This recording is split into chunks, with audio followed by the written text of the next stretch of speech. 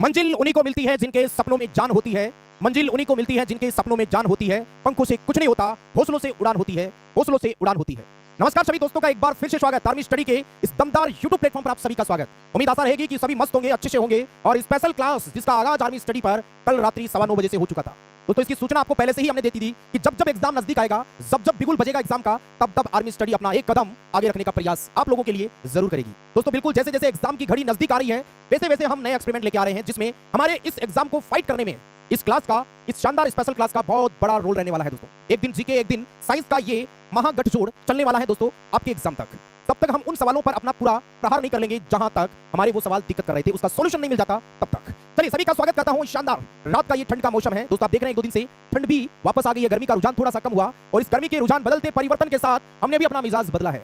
और ये special class top 50 सवालों पर होगा। अभी एकदम से ताबड़तोड़ वार्तालाप हम इसमें करने वाले हैं, पक्ष विपक्ष दोनों चलेंगे, कोई गलत कोई सही, लेकिन दोस्तों हर उस समस्या का समाधान हम तभी निकाल पाएंगे जब हमारे पास इन सवालों के जवाब होंगे। तो चलिए दोस्तों फटाफट से एक बार सेशन को लाइक कर दे, शेयर कर दे और फटाफट से आ जाइए। दोस्तों देखो सवालों का सिलसिला शुरू करें उससे पहले मैं आपको थोड़ी सी जानकारी दूंगा, वो आप ध्यान से सुनिएगा। दोस्तों आप जानते हैं अभी आर्मी स्टडी का लाइव ये बैच, सिलेक्शन बैच चल रहा है, आप सबको पता है। तो आपके एग्जाम का अंतिम बैच होगा। इस बैच के साथ हम चर्चा करेंगे किस प्रकार से आपको जुड़ना है, क्या करना है, कौन सी बुक्स पढ़ना है, किस तरीके से आपको इन सवालों के अंदर अपने आप को आगे लाना है। तो चलिए दोस्तों फटाफट से जुड़ जाइए, क्योंकि इन सवालों का सभी का जवाब आप तभी दे पाओगे जब आप हमारे सिलेक्शन बैच के साथ पूरी थ्योरी का निचोड़ निकालोगे। एक बार जितने भी बंदे फटाफट से जुड़ जाइए और फटाफट से एक बार सेशन को लाइक ठोक दीजिए, क्योंकि ये क्लास जाने वाली है बहुत ही जबरदस्त। 50 सवालों का ये बहुत तगड़ा एक गठजोड़ रहेगा। दोस्तों देखिए सिलेक्शन बैच के पृथक पृथक आप जानते हैं, इस बैच की मैं आपको जानकारी दे दूं कि आखिरी बैच है आपके एग्जाम तक आपको पूरा का पूरा थ्योरी का निचोड़ देने वाला ये सिलेक्शन बैच। बाकी ऑब्जेक्टिव से तो हम सारांश निकाल ही रहे हैं दोस्तों। इसके अलावा देखो इस बैच को कैसे परचेज करना है, स्टेप बाय स्टेप इसमें बताया गया है। ये सारी चीजें आप ध्यान से सुनिएगा। सबसे पहले आपको प्ले स्टोर से आर्मी स्टडी एप्लीकेशन डाउनलोड करना है और उसके अंदर आपको स्टेप फॉलो करना है। आपका जो भी कोर्स होगा उस कोर्स पे आपको क्लिक करना है और यहां से अपना जैसे ही पेड कोर्स के अंदर आप जैसे ही यहां से पेमेंट ऑनलाइन करोगे, ऑटोमेटिक हमारा सिस्टम आपको सिलेक्शन बैच में ले लेगा। अब दोस्तों बात करें, बहुत सारे बंदे हैं कि सर हम एप्पल फोन यूज करते हैं, आईफोन यूज करते हैं, तो आईफोन वालों के लिए माई अपेक्स नाम से आपको ये डाउनलोड करना पड़ेगा, बाकी को आर्मी स्टडी ऐप। अब बात करें बुक्स की, दोस्तों ये बुक्स आप जानते हैं आर्मी स्टडी की आन बान और शान, ये आर्मी के 4 बड़े पिलर कह सकते हैं, हमारे एग्जाम को फाइट करने के ये 4 बड़े पिलर कह सकते हैं। एग्जाम मतलब रिटर्न को क्लियर करने के ये 4 स्तंभ आपके सामने हैं। ये अलग अलग सब्जेक्ट की बुक्स हैं, इनको भी आप अच्छे से निचोड़ निकाल रहे हैं। बहुत सारे बंदों के पास ये बुक्स है तो बताने की जरूरत नहीं है। और ये हमारे हेल्पलाइन नंबर है ना, इस पर आप भी जब भी कोई दिक्कत हो फटाक से घंटी घुमाओ, लेकिन घंटी कब घुमाना है? सुबह 9 बजे से शाम को 6 बजे के बीच, इस दौरान नहीं। ऐसा नहीं कि आप रात को उठ के 2 बजे घंटी घुमा दो, सर ये दिक्कत है, वो दिक्कत फिर सॉल्व कौन करेगा? क्योंकि हमारी टीम का बंदा आपको इस टाइम के अंतर्गत ही मिलेगा। ठीक है दोस्तों, चलिए इनकी चर्चा लास्ट में और करेंगे। शुरुआत करते हैं आज के हमारे शानदार पहले सवाल पे। पहला सवाल का पिटारा खुल चुका है, देखते हैं दोस्तों आज 50 में से कौन कितने सवालों पर ताबड़तोड़ बाजी मारेगा। पहला सवाल स्क्रीन पर, खुला परिसंचरण तंत्र किसमें पाया जाता है ये आपको बताना है। कीटों में, तितली में, कॉकरोच में या सभी में? दिल थाम के बैठिए, आल्टी पाल्टी मार के बैठिए, क्योंकि क्लास चलने वाला है पूरे 50 सवालों तक। तो बताइए फटाफट से इस सवाल का सही जवाब क्या होगा जी? वेरी गुड, शाबाश। आने दीजिए फटाफट से सवाल का सही जवाब क्या रहने वाला है। एक बार सेशन को लाइक ठोको, लेके दबा के सेशन को, क्योंकि जब तक 5000 बंदों तक हम नहीं पहुंचेंगे मजा नहीं आएगा दोस्तों। अभी लगभग 3000 प्लस मेरे साथ बंदे लाइव आ चुके हैं। खुला परिसंचरण तंत्र का मतलब होता है जिसके अंदर दोस्तों रक्त नलिकाएं नहीं पाई जाती है। रक्त नलिकाएं जिसके अंदर अनुपस्थित होती है दोस्तों। रक्त नलिका आप जानते हो धमनी और शिराएं होती है, और ये आप जानते हो किसके अंदर होता है? तो इसमें एक तो नाम आएगा ऑर्थोपोडा का, क्या नाम आएगा जी? ऑर्थोपोडा। और एक नाम आएगा मोलस का। अब ऑर्थोपोडा में सभी के सभी कीट आ जाते हैं, इसके अंदर आपके घोंगा आ जाता है, पाइला आ जाता है, इस तरीके के कई जीव आते हैं। तो देखो कीट, तितली, कॉकरोच, जिन बंदों ने इस सवाल का सही जवाब उपरोक्त सभी दिया है, उसने दोस्तों पहले सवाल पर एकदम सही मोहर लगा दी है। खुला परिसंचरण तंत्र सभी के अंदर पाया जाता है। जिनका डी वाला उत्तर है एकदम करेक्ट होगा। तितली में मात खा गए, अरे फरफराट कुचने से, कहते ना पंखों से कुछ नहीं होता, हौसलों से उड़ान होती है। तो तितली के पंख देखकर अपन को हिलना नहीं है। चलिए आगे बढ़ते हैं अगले सवाल पे। रक्त में प्लेटलेट्स का मुख्य कार्य क्या होता है? ऑक्सीजन का परिवहन, रक्त स्कंदन, संक्रमण से बचाव, ऊर्जा उत्पादन। दोस्तों ये शुरुआत हुई है आज, ये हमारी साइंस की स्पेशल है क्लास पहली। कल जीके का हुआ था, अब दोस्तों कल वापस जीके। एक दिन जीके एक दिन साइंस, जीके और जीएस जिसकी समस्या कई बंदों के पिछले पेपर में थी, तो अब की बार उसका सॉल्यूशन हमने पहले से ही शुरुआत कर दिया है। एक बार फटाफट से सेशन को शेयर करें और एक बार जितने भी बंदे हैं फटाफट अपने अपने दोस्तों के पास इस वीडियो को पहुंचाओ, क्योंकि जितने ज्यादा जुड़ेंगे उतने ज्यादा इस क्लास में मजा आएगा। प्लेटलेट्स का क्या काम होता है? रक्त स्कंदन का काम है, यानी कि रक्त का थक्का बनाना। ब्लड क्लॉटिंग का कार्य होता है दोस्तों।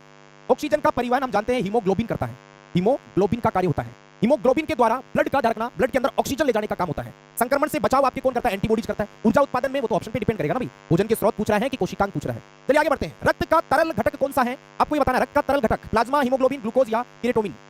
बताइए फटाफट, रक्त का तरल घटक कौन सा होता है ये आपको उत्तर देना है जी। फटाफट आने दीजिए, 3500 बंदे मेरे साथ जुड़ चुके हैं, फटाफट और बंदों को बुलाओ,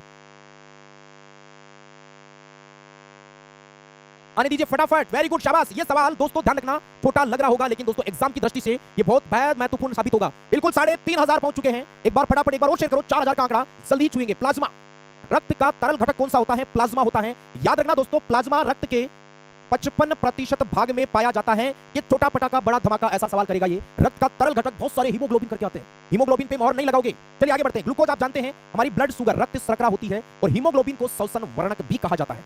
दोस्तों श्वसन वर्णक क्यों कहते हैं? एक तो ऑक्सीजन का परिवहन, दूसरा हमारे ब्लड को ये लाल रंग देने का काम करता है। आगे चलिए, एक पानी से भरी गिलास के नीचे से कागज को खींचते हैं, जैसे आप डायग्राम में देख पा रहे हैं, तो पानी में गति उत्पन्न क्यों नहीं होती?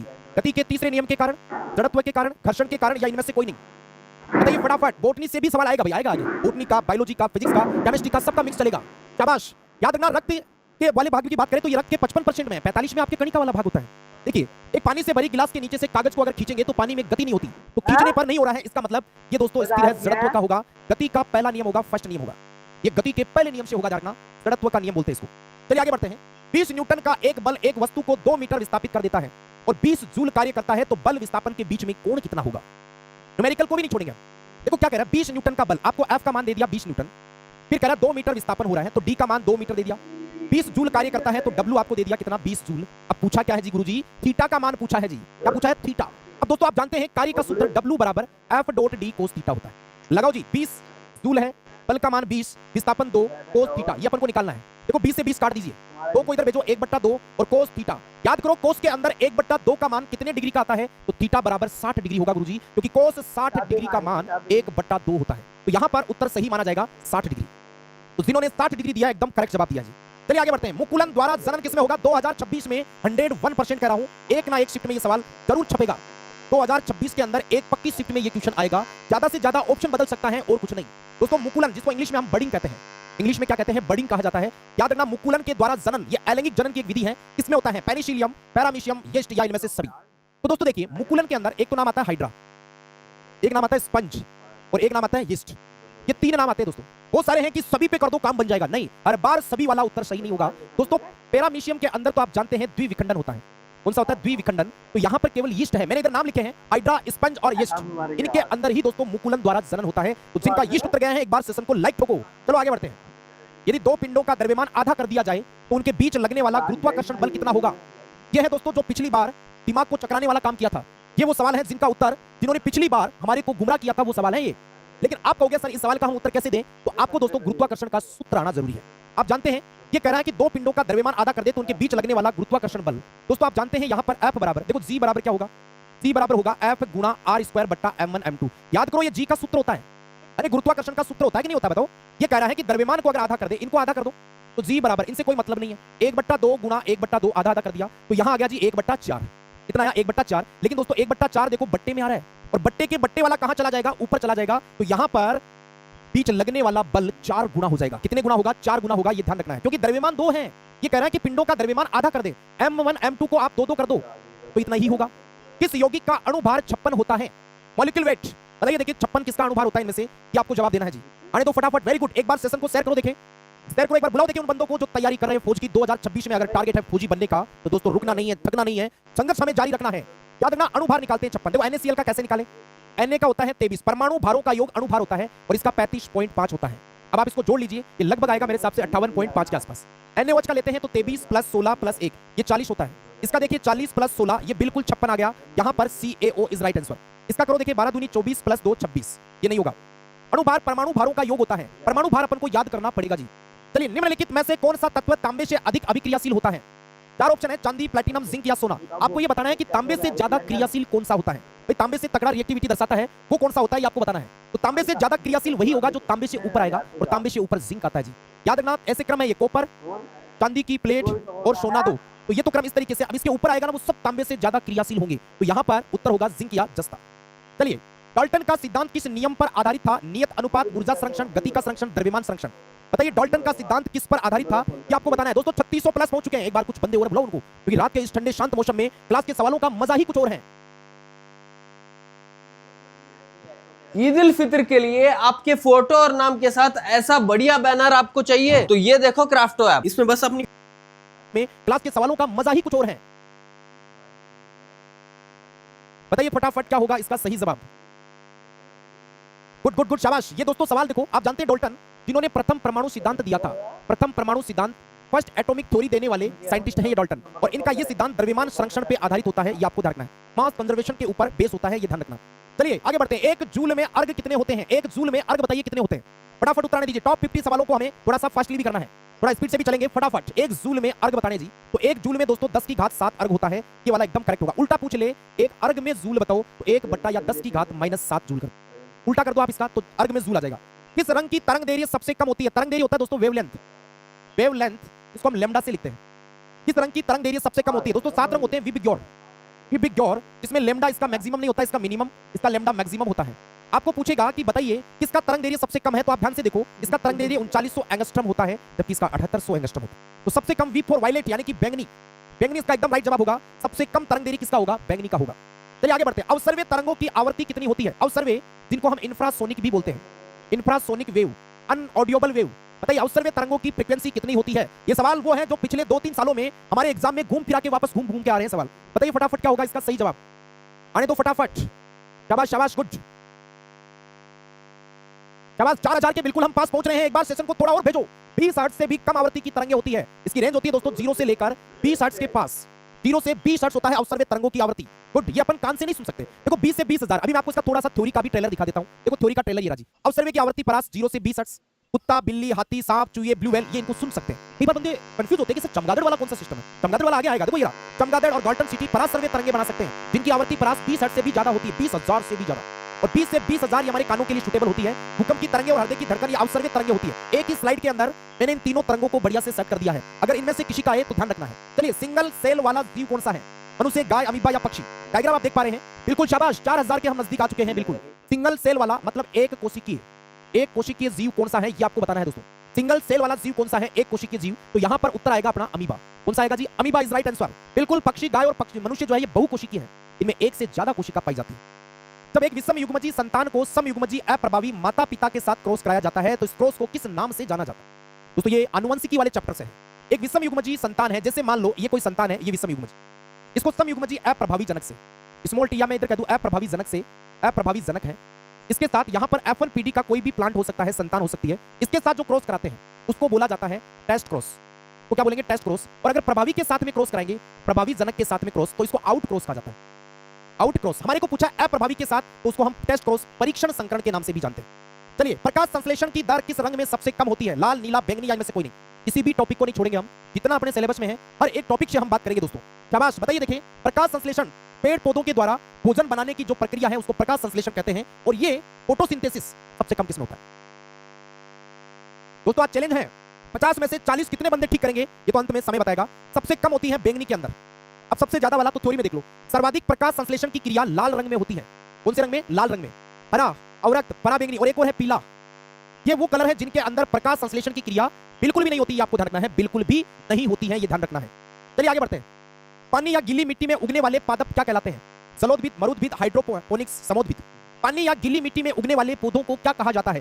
दोस्तों ये वो सवाल नहीं है विद्युत धारा का मात्रक क्या है, वही पैटर्न अब नहीं चलेगा, क्योंकि अब थोड़ा सा बदलाव जरूरी है। जिसने समय के साथ बदलाव कर लिया ना दोस्तों, वो नहीं थकेगा, नहीं रुकेगा और अपनी मंजिल तक दोस्तों बिल्कुल आराम से पहुंचेगा। तो ये होगा पानी या गीली मिट्टी में उगने वाले जलोद्भिद, हाइड्रोफाइट कहलाते हैं। अभी देखो मैं आपको मेन और बता दूं, मरुद्भिद, ये मोस्ट लगा लेना भाई। अगर इस टाइप का क्वेश्चन आया आवास वाला तो पक्का कह रहा हूं रेगिस्तान में या मरुस्थल में उगने वाले पादप क्या कहलाएंगे? तो हमारा उत्तर जाएगा सर मरुद्भिद कहलाएगा। जो टिकेगा वही मंजिल तक पहुंचेगा। इसलिए कहते हैं ना, जब तक ना सफल हो नींद चैन को त्यागो तुम, जब तक ना सफल हो नींद चैन को त्यागो तुम, संघर्ष के इस मैदान को छोड़कर यूं मत भागो तुम। अरे कुछ किए बिना ही जय जयकार नहीं होती, और कोशिश करने वालों की कभी हार नहीं होती, कोशिश करने वालों की कभी हार नहीं होती। जलोद्भिद चट्टानों पर उगने वाले पादप। हाइड्रोपोनिक्स दोस्तों एक कारकों के रूप में देखो, सामान्य नमी, ताप, प्रकाश, अनुकूल वातावरण कारकों में पाए जाने वाले पौधों को हाइड्रोपोनिक्स। आपको इससे मतलब नहीं, ये दो जरूर डार्क लेना। चलिए त्वचा द्वारा शोषण कौन करता है? मनुष्य, मछली, कॉकरोच या केचुआ? बताइए अपनी स्किन से सांस लेने वाला जीव कौन सा है? फटाफट दीजिए। अपनी स्किन से, त्वचा से सांस जो लेता है वो जीव कौन सा है ये आपको बताना है। फटाफट दीजिए। एक बार सेशन को दबा के लाइक करो एक बार। जहां तक आप 4000 नहीं पहुंचोगे मजा नहीं आया दोस्तों। 4000 को छू के आ गए यार। बाकी बंदे उनको बताओ, वो सोच रहे हैं कि यार एक ही दिन चला था सेशन। अरे परमानेंट चलेगा, कल जीके का वापस, फिर साइंस, फिर जीके, फिर साइंस, एक दिन छोड़ एक दिन चलेगा। ये दोस्तों केंचुआ है। केंचुआ आप जानते हो किसान का मित्र कहा जाता है इसको, किसान का मित्र, क्योंकि दोस्तों ये वर्मी कंपोस्ट खाद बनाता है। वर्मी कंपोस्ट क्या बनाता है? खाद बनाता है, इसलिए दोस्तों इसको किसान का मित्र भी कहते हैं। चाय में कौन सा अम्ल पाया जाता है? बिल्कुल चाय की चुस्की के साथ। बताइए देखिए चाय में कौन सा एसिड है? टैनिक अम्ल, एस्कॉर्बिक अम्ल, सिट्रिक अम्ल या टार्ट्रिक अम्ल? बताइए फटाफट कौन सा चाय के अंदर एसिड पाया जाता है? चाय में पाया जाने वाला जो एसिड होगा वो दोस्तों टैनिक एसिड होगा। फर्स्ट वाला ऑप्शन सही है। एस्कॉर्बिक ये दोस्तों आंवले में मिलेगा, सिट्रिक आपको देखना नींबू संतरा में मिलेगा, टार्ट्रिक जो है आपको अंगूर में मिलेगा, आम में मिलेगा, इमली में मिलेगा, केले में मिलेगा। ये कईयों में है देखना। आपकी बार ये पूछ सकता है आम या केले का जरूर पूछ सकता है कौन सा एसिड होता है। चलिए आगे बढ़ते हैं। यूरिया का निर्माण किसके अंदर होता है? वृक्क या किडनी, लसिका, लाल रुधिर कोशिका, यकृत? यूरिया फॉर्मेशन, यूरिया को बनाने वाला अंग कौन सा है? फटाफट उत्तर दीजिए। शाबाश, जिसकी तैयारी है मजबूत वो दबादब उत्तर दे रहा है भाई, एकदम फटाक जैसे जैसे सवाल खुला उसका ऑप्शन दिखा फट टूट पड़ा कि सर यूरिया का जो निर्माण है वो यकृत करता है, न कि किडनी करता है। किडनी दोस्तों यूरिया को उत्सर्जन करती है, यूरिया का उत्सर्जन कौन करता है? तब दोस्तों अपना उत्तर किडनी हो जाता, लीवर तो इसी के अंदर होगा जी। चलिए आगे बढ़ते हैं। शुक्राणु गति करता है पूंछ द्वारा, शीर्ष द्वारा, अग्रपिंडक एक्रोसोम द्वारा, मध्य भाग द्वारा। भाई शुक्राणु होते हैं स्पर्म बोलते हैं, नर युग्मक, मेल गैमेट इसको कहा जाता है, नर युग्मक या मेल गैमेट बोला जाता है। तो ये शुक्राणु जो गति करता है वो किसके माध्यम से करता है? याद कीजिए, शुक्राणु को गति देने का काम जो है वो पूंछ के द्वारा होता है, और इस पूंछ वाले भाग का जो निर्माण करता है वो एक कोशिकांग होता है दोस्तों, गोल्जी काय। अरे ये वही गोल्जी काय है जिसको हम ट्रैफिक पुलिस के नाम से भी जानते हैं जी। तो दोस्तों ध्यान रखना, शुक्राणु गति करता है किससे? पूंछ के माध्यम से गति करता है। चलिए आगे बढ़ते हैं। बैंगन का लघु पर्णी रोग होता है दोस्तों, अभी हाल ही में पीछे टीए भर्ती का एग्जाम हुआ था, उसमें आया था तान का खेरा रोग। तान का खेरा रोग ये अभी हाल ही में दोस्तों टीए भर्ती में आया था, जिसका उत्तर था जिंक की कमी से होता है। अब आपको इसमें पूछ रहा है बैंगन का लघु पर्णी रोग। भाई लघु मतलब बैंगन बेचारा छोटा सा रह जाता है ना, ठीक ना रह जाता है, लघु पर्णी रोग। आने तो मेरे भाई, फटाफट उत्तर दीजिए, क्या हो रहा है भाई? मजा नहीं आ रहा ऐसे, फटाफट दीजिए। गुड गुड, शाबाश। बैंगन का लघु पर्णी रोग, और मैं कह रहा हूं देखो ये टीए भर्ती में आ चुका है, अगर ये आया तो अब तो हमारे बंदों ने ये तो बिल्कुल पहले से, तो हालांकि पहले से हमने पढ़ रखा है, लेकिन अब की बार मैं कह रहा हूं आर्मी सीडी के 2026 की एक शिफ्ट में ये छपने वाला क्वेश्चन है। बैंगन का लघु पर्णी रोग ये दोस्तों माइकोप्लाज्मा के कारण होता है। इसके कारण माइकोप्लाज्मा, और माइकोप्लाज्मा एक प्रकार का दोस्तों बैक्टीरिया है, जीवाणु होता है, लेकिन यहाँ जीवाणु केवल ऑप्शन है, लेकिन यहाँ माइकोप्लाज्मा भी दे रखा है, तो माइकोप्लाज्मा करना पड़ेगा। आगे चलिए, जोड़ों में किसके संचयन के कारण गठिया रोग हो जाता है? बताओ देखिए, गठिया रोग किसके कारण होता है? आप वेरी गुड, शाबाश, फटाफट से उत्तर दीजिए।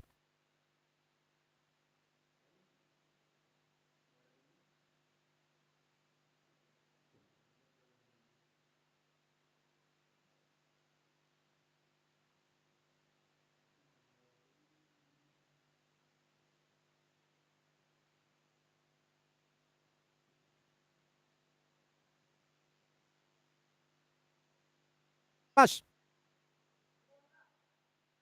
फेफड़ों में श्वास नली की शाखा का अंतिम भाग कौन सा है? गुड गुड, शाबाश, आने दो फटाफट। तो बिल्कुल वायु कोशिका, वायु कोश सही जवाब होगा इसका, वायु कोश। आप डायग्राम में देख लो ना, ये रहा देखो, सबसे लास्ट भाग आपको दिख रहा है, कुप्पिका कोश कह दो या इसको वायु कोश कह दो, एकदम करेक्ट होगा। चलिए, भूखा आदमी सबसे पहले किस रिजर्व का उपयोग करता है? एक व्यक्ति है, जैसे मान लो रात को हमने खाना खाया था और दूसरे दिन सुबह कुछ भी नहीं खाया, दोपहर को कुछ नहीं खाया, तो वो उसकी बॉडी में वो एनर्जी कहां से आ रही है? उसकी एनर्जी का राज क्या है? स्टार्च, प्रोटीन, ग्लाइकोजन या विटामिन? भूखा आदमी सबसे पहले किस पदार्थ का रिजर्व करेगा? तो वो उत्तर होगा ग्लाइकोजन, सी वाला ऑप्शन एकदम राइट होगा जी। चलिए दोस्तों, सी वाला ध्यान रखना, इसको जंतुओं का संचित भोजन भी कहा जाता है। याद करो, जंतुओं का संचित भोजन, स्टोरेज फूड, जंतुओं का संचित भोजन, और स्टार्च होता है दोस्तों पादपों का संचित भोजन, इसको बोला जाता है। प्लांट के अंदर जो स्टोरेज होता है वो स्टार्च, और जंतुओं में जो स्टोरेज होता है वो होगा ग्लाइकोजन, ये आपको ध्यान रखना है। चलिए आगे बढ़ते हैं। गोल्डन चावल में कौन सा विटामिन पाया जाता है? गोल्डन चावल यानी कि इसको हम सुनहरा चावल भी कहते हैं, सुनहरा चावल भी कहते हैं। तो गोल्डन राइस में कौन सा विटामिन है? ए बी सी डी, बताइए दोस्तों। गोल्डन चावल, वेरी गुड, शाबाश। वापस आ रहे हैं, कोई बंदा बाहर गया कि सर थोड़ा सा घूम के आ जाते हैं, खाना खा लिया। खाना तो देखो सबने खा लिया होगा, है ना। अभी मैं खाना मैं खुद अब खाऊंगा भाई, आज मेरा तबियत इशू था, उसकी वजह से थोड़ा सा गला मेरा दबा हुआ है, फिर भी मैंने कहा नहीं, रन का आगाज हो गया है तो गला दब गया, कोई दिक्कत नहीं, बीमार है चलेगा, लेकिन क्लास नहीं रुकने देंगे। जो आगाज कर लिया है उस आगाज को पूरा करके छोड़ेंगे, ठीक है ना। अभी आपको देखो मैं खुद बाम वगैरह लगाकर एकदम सर दर्द, खांसी, छींक, मतलब सर्दी जुकाम वाला भी थोड़ा सा इंफेक्शन है, फिर भी मैं आपके साथ डटा हुआ हूं दोस्तों। फ्यूचर आपके अपने हाथ में है, हम आपको रास्ता दे रहे हैं, आपको पढ़ना है, आपको मेहनत करना है, बार बार प्रेरित कर रहे हैं। गोल्डन राइस में विटामिन ए की मात्रा भरपूर पाई जाती है। दो तंत्रिका कोशिका के मध्य खाली स्थान को क्या कहा जाता है, ये आपको बताना है। या फिर मैं इसी सवाल को ऐसे भी लिख सकता हूं, दो न्यूरॉन का जोड़ क्या कहलाता है? न्यूरॉन का जोड़ क्या कहलाता है, ये आपको बताना है। जहां पर दो न्यूरॉन्स आपस में आकर कनेक्ट होती है, जुड़ती है, वो भाग क्या कहलाएगा, ये आपको बताना है जी। तो दो न्यूरॉन का भाग कहलाता है सिनेप्स। क्या कहलाता है? सिनेप्स कहलाता है। एक्सॉन दोस्तों न्यूरॉन का सबसे लंबा भाग होता है, न्यूरॉन का सबसे लंबा अगर कोई भाग है तो दोस्तों वो कौन सा होगा? एक्सॉन होगा। अब तो दोस्तों हर बंदे ने, सिलेक्शन बेच वालों को भी मैंने ये टॉपिक पढ़ा दिया है, अभी तो देखो शाबाश, बी वाले पर एकदम करेक्ट जा रहा है जवाब। कवाशियोर रोग कितनी उम्र तक के बच्चों में होता है? 1, 2, 1 से 5, 10 से 15। देखो कवाशियोर और मेरास्मस दोनों में फर्क देख लो आप डायग्राम से, दोनों ही बच्चों में होता है। कवाशियोर और मेरास्मस में शरीर सूखता है, दोनों में सूखना पड़ गया भाई। अपन कहते हैं ना भाई टाबर सूखना पड़ गया, तो टाबर सूखना क्या पड़ गया? क्योंकि टाबर में पोषण की कमी आ गई है। तो ध्यान रखना, कवाशियोर में क्या होगा? देखो पेट फूल जाता है, इसमें पेट नहीं फूलता है। मेरास्मस तो दोस्तों ध्यान रखना बच्चे के अंदर 1 से 5 साल तक होता है, और 5 के बाद में जो भी होगा फिर दोस्तों ध्यान रखना है, फिर आपके कवाशियोर होने शुरू हो जाता है। तो बताओ देखें, कवाशियोर रोग किस उम्र तक के बच्चों में होगा, ये आपको बताना है। तो यहां पर मैंने क्या लिखा? 5, मतलब 0 से 1 वर्ष तक, और 1 से 5 साल तक ही होगा, दोनों याद रखना। मतलब पैदा हुआ है वहां से लेकर 1 साल तक तो होगा मेरास्मस, और 1 साल से लेकर 5 साल तक होगा आपके कवाशियोर, ये ध्यान रखना है। शरीर सूख जाता है। देखो ये 2025 के अंदर सिलेक्शन बेस जब चला था उसमें भी मैंने ये चीजें बताई थी, और आज मैं आपको इस YouTube के माध्यम से बता रहा हूं, इस आर्मी स्टडी के इस प्लेटफॉर्म के माध्यम से आपको बता रहा हूं कि ये चीजें एकमात्र मैं ये कह सकता हूं पिछली बार आर्मी में सिर्फ आपको इसी प्लेटफॉर्म पर देखने को मिली थी। आप सर्च करके देख सकते हैं हमारे बेच के अंदर। दोस्तों सवाल आया था किशोरावस्था का, और बकायदा पूछा था किशोरावस्था किस उम्र को कहा जाता है? 11 वर्ष की आयु से शुरू हो जाता है और 18 या 19 साल तक की आयु को किशोरावस्था कहते हैं। हार्मोन्स हमारे शरीर की अंतःस्रावी ग्रंथियों द्वारा रुधिर में स्रावित होते हैं। भोजन में आयोडीन की कमी से गलगंड नामक रोग हो जाता है, घेंगा रोग हो जाता है। ठीक है, मधुमेह नामक रोग, रक्त में इंसुलिन हार्मोन की कमी से। बताओ कितने मजबूत पॉइंट है ये। हर सवाल आपको पेपर में देखने को मिलता है। देखो, इंसुलिन, आयोडीन की कमी और हार्मोन्स, और यहां पर किशोरावस्था हर बार एग्जाम में देखने को आपको मिलता है। चलिए आगे बढ़ते हैं। ऊंट के कुबड़ में अधिक मात्रा में क्या पाई जाती है? वसा। इस कारण ऊंट बहुत दिनों तक बिना खाए रह सकता है। ऊंट अपने कुबड़ में, कुबड़ जानते हैं ऊंट के ऊपर ऐसे उभरा हुआ भाग जिसमें उसमें फैट जमा होती है। ओके, शाबाश।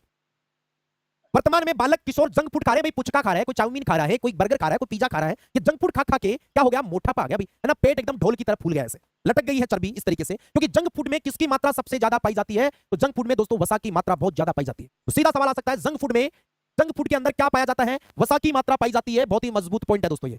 चलिए, गर्भधारण परीक्षण में मूत्र में किस हार्मोन की उपस्थिति का परीक्षण किया जाता है? दोस्तों, गर्भधारण का मतलब है प्रेगनेंसी। एक महिला अपनी प्रेगनेंसी का जब टेस्ट करती है, उस टेस्ट को हम स्लाइड टेस्ट के नाम से जानते हैं।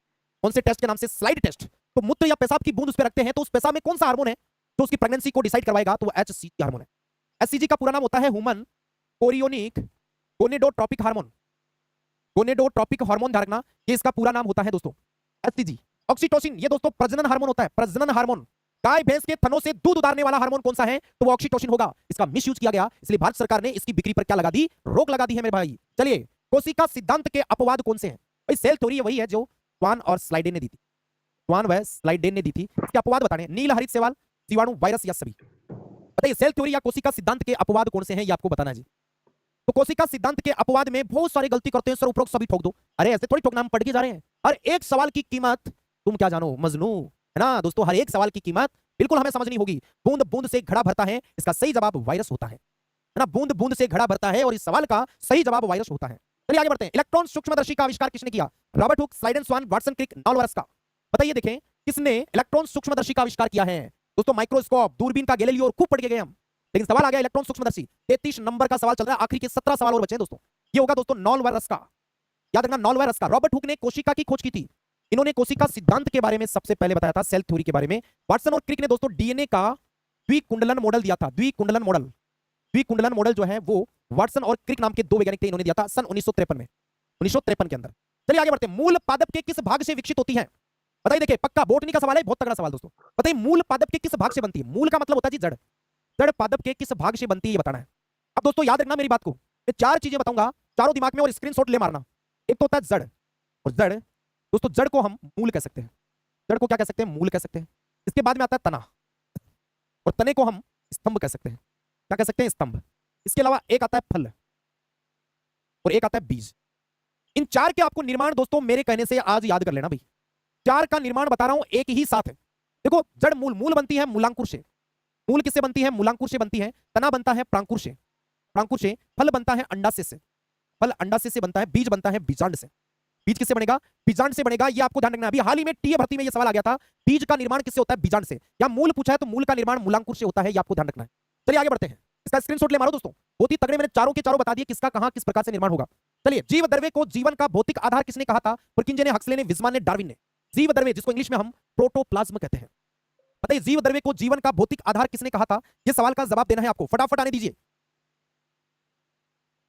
शाबाश शाबाश। ये दोस्तों हक्सले ने कहा था, जीव द्रव्य को जीवन का भौतिक आधार हक्सले ने कहा था, ये ध्यान रखना है।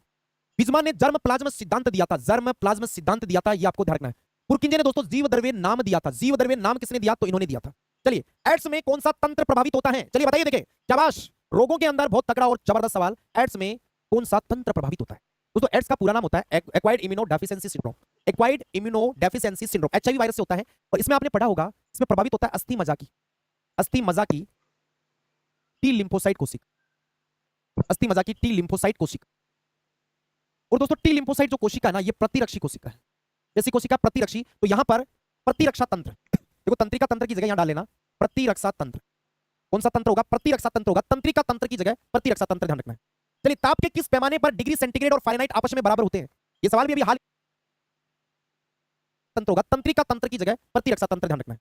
चलिए, ताप के किस पैमाने पर डिग्री सेंटीग्रेड और फारेनहाइट आपस में बराबर होते हैं? ये सवाल भी अभी हाल ही में टीए में भर्ती में पूछा था। देख लो, ये प्रैक्टिस है, ये सवाल उनको भी हमने उस समय अच्छे से बताए थे, लेकिन जो लापरवाही बरत गया वो निकल गया वहां से। ठीक है, चलिए दोस्तों, यहां पर -40 डिग्री वो टेम्परेचर होगा जहां पर डिग्री सेंटीग्रेड बराबर होगा डिग्री फारेनहाइट के, वो टेम्परेचर आपके -40 डिग्री हो जाएगा। चलिए, एक फर्मी मीटर में कितने मीटर होते हैं? 1 एफएम, में कितने एम या मीटर होते हैं? बताइए फटाफट। एक फर्मी मीटर में कितने मीटर होते हैं? तो 10 की घात माइनस 15 मीटर, एक 10 की घात 9, एक नैनोमीटर, एक एंगस्ट्रम, एक पिकोमीटर। ये देख लो तीनों रिलेशन। 10 की घात माइनस 9 एक नैनोमीटर, 10 की घात माइनस 10 एक एंगस्ट्रम, 10 की घात माइनस 12 एक पिकोमीटर, 10 की घात माइनस 15 ये आपके एक फर्मीमीटर होता है जी। चलिए आगे बढ़ते हैं। किसी गतिशील वस्तु के वेग को दोगुना कर दें तो गतिज ऊर्जा, लो जी 2026 के अंदर आने वाला एक और सवाल आपके सामने ये रहा।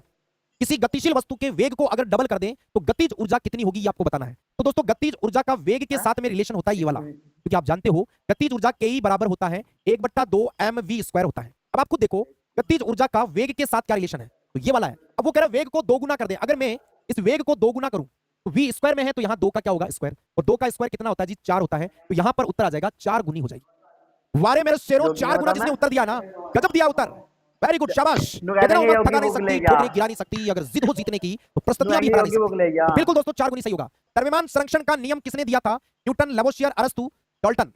आखिरी के अब 10 सवाल बचे हैं, अंतिम 10 सवालों के बाद अपना स्कोर देखेंगे। क्या आपने 40 ठोके आज के सेशन में? द्रव्यमान संरक्षण का नियम दिया है दोस्तों लेवोसियर ने। किसने दिया? लेवोसियर। याद है ना द्रव्यमान संरक्षण का नियम, आर्मी के पिछले सवाल पेपर में यह सवाल घूम चुका है, तो दोबारा इस पे ध्यान देने की बात है। उष्मागतिकी के नियम किसने दिए थे? थर्मोडायनेमिक्स। उष्मागतिकी के नियम या थर्मोडायनेमिक्स ये किसने दिए हैं ये आपको बताना है जी। फटाफट दीजिए, उष्मागतिकी के नियम किसके द्वारा दिए गए हैं? तो ये दोस्तों दिए गए क्लॉसियस और थॉमसन नाम के 2 वैज्ञानिकों ने, क्लॉसियस और थॉमसन ने। गुरुत्वाकर्षण का नियम किसने दिया? तो गुरुत्वाकर्षण का नियम दोस्तों न्यूटन ने दिया है। लेवोसियर अभी बताया था जस्ट पीछे, द्रव्यमान संरक्षण का नियम लेवोसियर ने दिया है। चलिए, किस बल के कारण ग्रह आपस में बंधे रहते हैं? गुरुत्वाकर्षण, अभिकेंद्रीय घर्षण या नाभिकीय बल? भाई जितने भी सौर मंडल में ग्रह हैं आपस में जो बंधे होते हैं वो किस बल से बंधे होते हैं? तो दोस्तों यहां उत्तर होगा गुरुत्वाकर्षण। और ये भी मोस्ट लगा लो जी, वेरी वेरी मोस्ट क्वेश्चन है कि किस बल के कारण ग्रह आपस में बंधे रहते हैं। चलिए आगे बढ़ते हैं। अवांछनीय पौधों को हटाने की विधि क्या कहलाती है? दोस्तों मैंने इसका डायग्राम नहीं लाया, लेकिन आगे के सेशन में मैं डायग्राम ले आऊंगा, टेंशन मत लो। कथन वाले भी लाऊंगा, कथन वाले भी दिखाऊंगा आपको कैसे सवाल बनते हैं, डायग्राम वाले भी दिखाऊंगा कैसे बनेंगे। दोस्तों अवांछनीय पौधों को हटाने की प्रक्रिया को हम निराई कहते हैं। होता है कई बार खेत में जब धान उग जाता है उसके आसपास घास वगैरह होता है, उसको हम ऐसे लेकर हटाते हैं, ऐसे उसको निराई बोलते हैं। हमारे मारवाड़ी में उसको निनाण कहते हैं। भाई निनाण करना, निराई शब्द उसके लिए आता है। देखिए डायग्राम दिया है, रंध्रों के संदर्भ में ए जो है उसके स्थान पर क्या लिखा जाना चाहिए? इसकी जगह क्या आना चाहिए बताओ? क्या आप देख रहे हैं किसके संदर्भ में? रंध्रों के संदर्भ में ए की जगह क्या आना चाहिए? भाई रंध्र क्या होता है? स्टोमेटा बोलते हैं इसको, स्टोमेटा। पत्तियों के अंदर जो छिद्र होते हैं उनको, पत्तियों में जो छिद्र होते हैं उनको रंध्र कहते हैं। और ये कह रहा है कि यहां पर क्या आएगा? यहां पर आएगा दोस्तों रंध्र छिद्र बोलेंगे इसको। इसको क्या बोलेंगे? रंध्र छिद्र बोलेंगे, ये आपको ध्यान रखना है। फलक नहीं बोलेंगे, केंद्रक नहीं बोलेंगे, माइटोकॉन्ड्रिया भी नहीं बोलेंगे। चलिए आगे बढ़ते हैं। मनुष्य में उपास्थि के वलय किसमें उपास्थि होते हैं?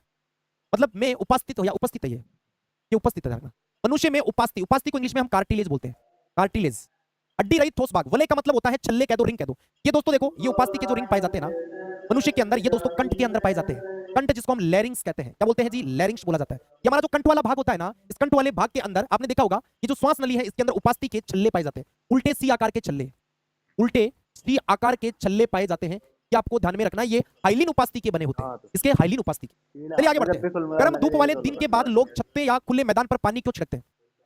ये तो आपने आसपास भी देखा होगा, गर्म धूप वाले दिन के बाद लोग छत या खुले मैदान पर, आपने देखा होगा कई बार होटलों के बाहर देखते हैं या कोई घर के बाहर भी देखते हैं, ऐसे पानी छिड़कता है ऐसे, है ना? पानी क्यों छिड़कता है भाई? सतह का तापमान बढ़ाने के लिए। आप देखो इस तरीके से छत के ऊपर पानी डालते हैं, घर के आगे पानी डालते हैं, बताओ सतह का तापमान बढ़ाने के लिए? नहीं जी। पानी को गर्म अवशोषित करने में मदद नहीं जी। पानी के वाष्पीकरण की बड़ी गुप्त ऊष्मा का उपयोग शीतलन के रूप में, अरे ठंड पैदा करने में, मतलब ठंड पाने के लिए, ठंड पावा वास्ते आपा पानी छिड़कला, याद रखना है। चलिए आगे बढ़ते हैं। मनुष्य में ऑक्सीजन प्रचुर रुधिर फुफ्फुस हृदय के निम्नलिखित में से किस कक्ष में प्रवेश करता है? ये दोस्तों टीसीएस की लैंग्वेज हो सकती है, लेकिन हमारा पढ़ा हुआ कभी गलत नहीं होगा। सवाल कह रहा है ऑक्सीजन वाला ब्लड, फुफ्फुस का मतलब होता है फेफड़ा, फेफड़े से हृदय के किस भाग में सबसे पहले आएगा? तो वो दोस्तों बाएं आलिंद में आएगा। सबसे पहले ऑक्सीजन युक्त ब्लड कहां आएगा? बाएं आलिंद के अंदर आएगा, ये ध्यान रखना है। चलिए 1 किलो जूल कितने जूल के बराबर है? इसके बाद आखिर के 2 सवाल, आखिर के 2 सवालों पर हम बात करेंगे दोस्तों, बताइए फटाफट। 1 किलो जूल में, भाई किलो का मतलब होता है 1000 या 10 की घात 3 का, तो यहां पर 1000 हो जाएगा जी। 1 किलो जूल में 1000 जूल होता है, किलो शब्द आते ही 1000 हो जाएगा, ये आपको ध्यान रखना है। चलिए आकाश गंगाएं विशाल दूर तक फैली हुई है, जिनको किस में मापा जाता है? प्रकाश वर्ष में, किलोमीटर में, मीटर में या नैनोमीटर में? आकाश गंगाएं विशाल दूरी तक, आकाश गंगाएं आपने देखा होगा भाई, आकाश के अंदर आपने देखा होगा, सौरमंडल के अंदर हम पढ़ते हैं, उल्का पिंड पढ़ते हैं, आकाश गंगाएं पढ़ते हैं। इनको मापने की इकाई क्या है? तो वो प्रकाश वर्ष है, इसको लाइट ईयर कहा जाता है। प्रकाश वर्ष होता है निर्वात में प्रकाश के द्वारा 1 वर्ष में तय की गई दूरी। चलिए लास्ट क्वेश्चन दोस्तों आज का, किसी वस्तु की गतिज ऊर्जा उसके किसके साथ बढ़ती है? चाल, घर्षण, आयतन या घनत्व? गतिज ऊर्जा जो होती है ना, गतिज ऊर्जा होती है के बराबर 1/2 mv²। आप खुद देखो गतिज ऊर्जा डिपेंड करती है एक तो द्रव्यमान पर, एक डिपेंड करती है वेग पर। तो m तो द्रव्यमान है, और द्रव्यमान दोस्तों हम जानते हैं अपरिवर्तित राशि, ये तो कभी चेंज नहीं होगा। तो चेंज क्या होगा? फिर वेग चेंज होगा। इसका मतलब चाल बढ़ने के साथ साथ गतिज ऊर्जा भी बढ़ेगी। अब बताइए दोस्तों आज के 50